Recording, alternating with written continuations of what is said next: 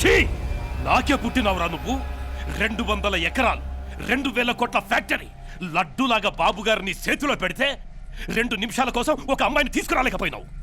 బాబో, దాన్ని తీసుకొచ్చి మీ ఢిల్లీ గెస్ట్ హౌస్ లో పడేస్తా. ఒక్క రాత్రి కాదు, మీ మోజు తీరేదాకా అనుభవించండి.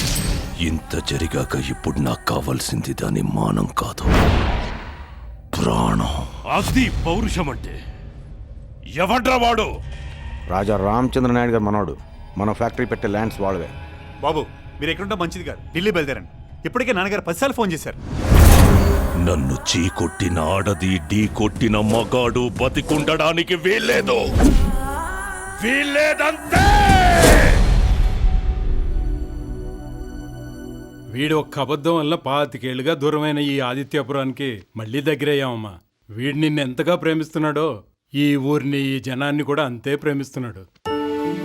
అందుకే రైతుల కష్టాల్ని తన కష్టంలా తీసుకొని మా దగ్గరికి వచ్చాడు. మేము వైదేహి స్టీల్స్ కాంట్రాక్ట్ క్యాన్సిల్ చేసుకుని వస్తున్నాం అమ్మా. అబద్ధవాడే నీకు దగ్గర అవ్వాలనుకున్నానే తప్ప మోసం చేసి నిన్ను పెళ్లి చేసుకుందాం అనుకోలేదు.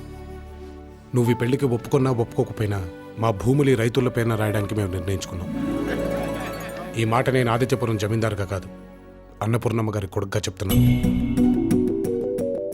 అమ్ముల తల్లి సాక్షాత్తు అన్నపూర్ణమ్మ గారు అబ్బాయి అని అడుగుతానంటే ఇంకా ఆలోచిస్తావేంటమ్మా? కానీ నువ్వెప్పుడు నాకు పరిచయమైన రాములాగే ఉండాలి. ఇంగ్లీష్లో అస్సలు మాట్లాడొద్దు.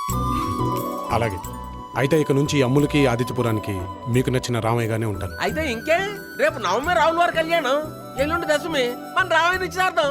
ఎరా అంతే. నువ్వే చెప్పమ్మా, నువ్వే చెప్పమ్మా, ఈ పిల్లే వినడం లేదమ్మా, వినదమ్మా. ఓ చుక్క నువ్వే చూడమ్మా, నువ్వే చూడమ్మా, మీ అక్కని మాట